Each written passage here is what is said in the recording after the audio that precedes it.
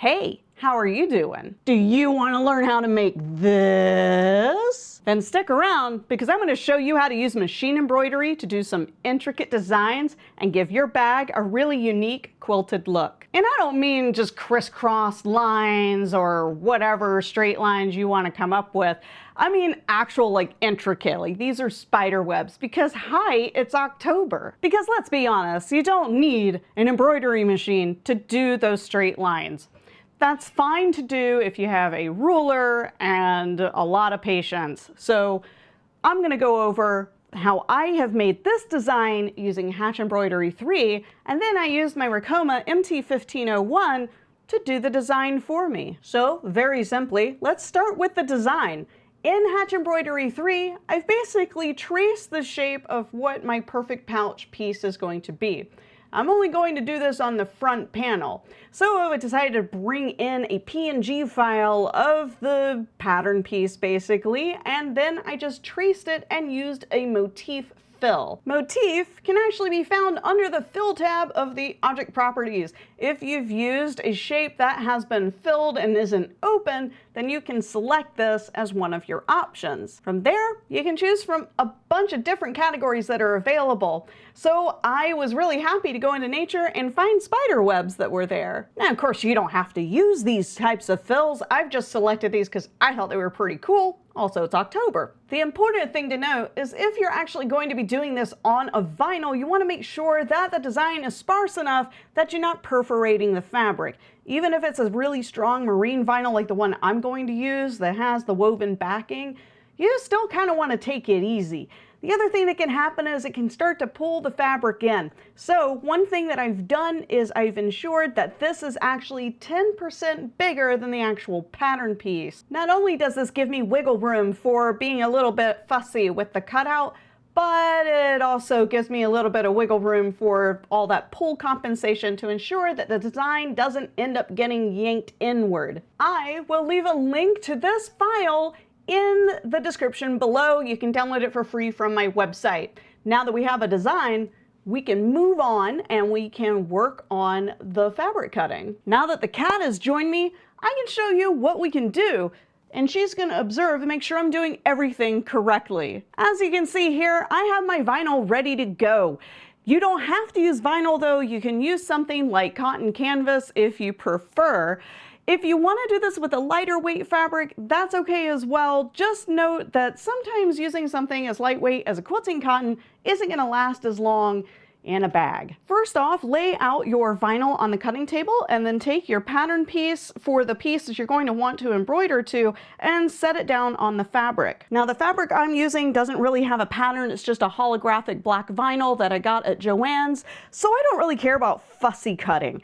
So for me, I'm actually going to just go ahead and cut out a rectangle that has a really wide margin on either side of the pattern piece. If you require something a bit more exact, then what you're probably going to want to do in your embroidery design software is just add in one of the colors, a different color than what you're going to be using for the quilting, a borderline outline, just a simple single stitch with a long stitch length that you can use to kind of reference where things go. Program a stop after it's stitched it out, and then place your fabric piece on top of it, which by the way is a really good technique for applique just in general. Okay, I'm gonna just move this down. I don't want to go too overboard with how I'm going to do a border on this, you know, giving it a wide margin.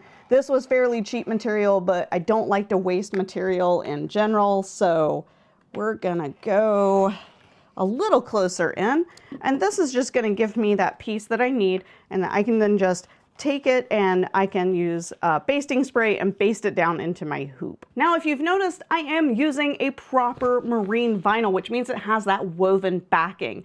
If you happen to be using a vinyl that has more of like that fleece-like backing, you're probably going to want to add 1, if not 2 layers of woven interfacing.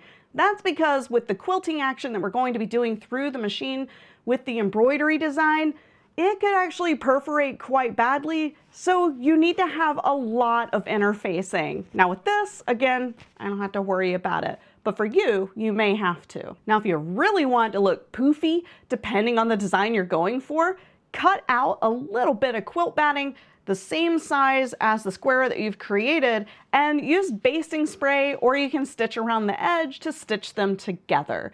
This is going to ensure that when the quilting action happens on the embroidery machine, that it looks poofy.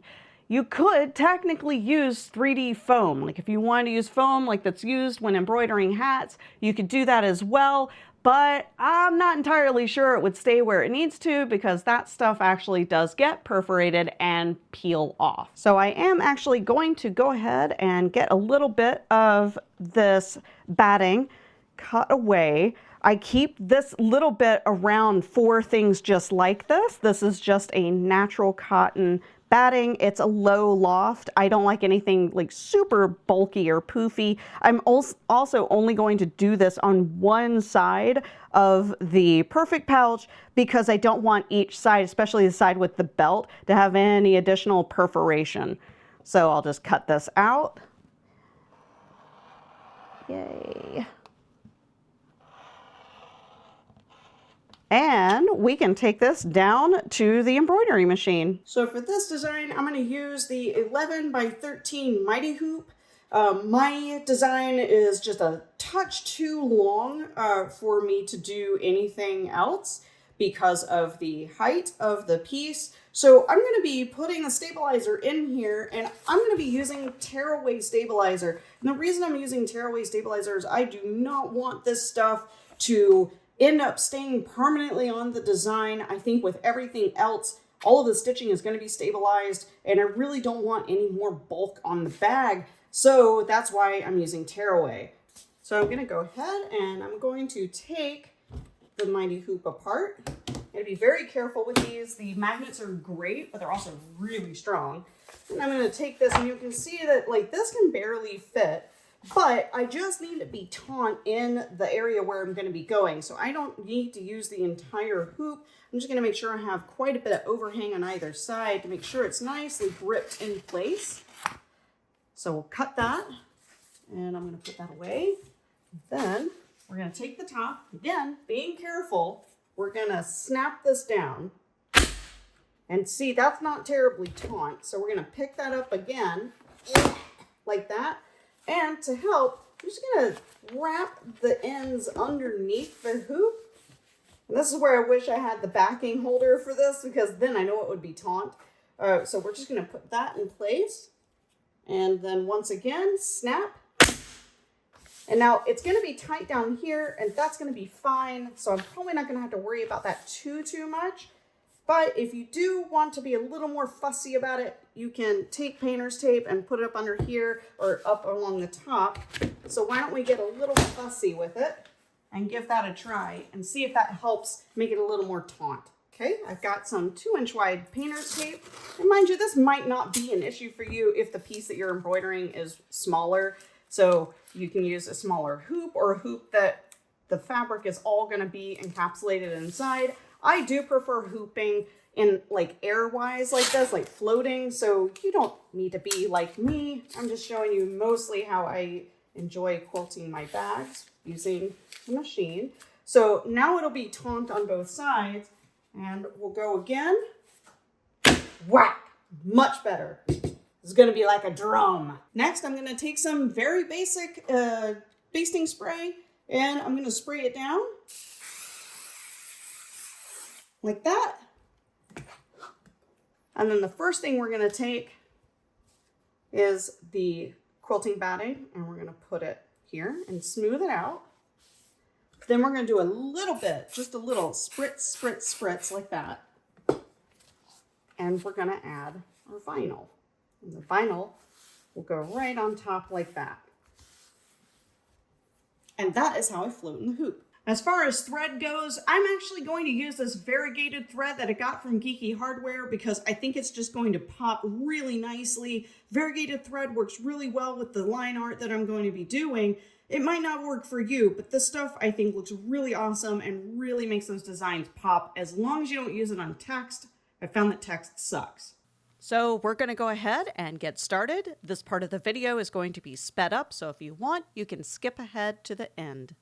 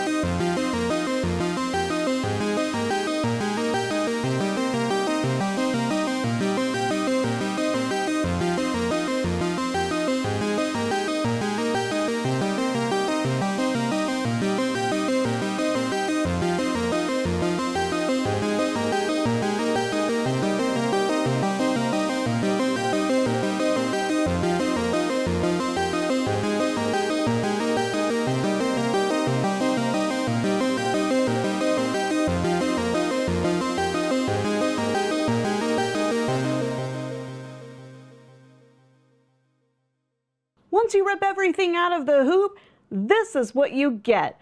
Perfectly magical, awesomely quilted, and it's going to make the perfect pouch. Don't worry, I'm not going to quit my day job. Thank you so much for tuning in. If you have any questions on how you can use an embroidery machine to make a quilted bag, please feel free to leave questions and comments in the section below. Also, please help the channel, like the video, subscribe to the channel, do all those things that everybody nags you at the end of the video but nobody pays attention to because reasons. Anyway, until next time.